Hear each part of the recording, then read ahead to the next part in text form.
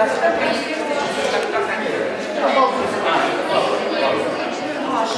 Маша, ты где у нас? Покажи себя. Отсюда. Да. И на коробку. Ты вся. Вот даже соседи. А осторожно, Маша, тебя покажи. Маша, ко мне перешла. Она настолько настойчивая.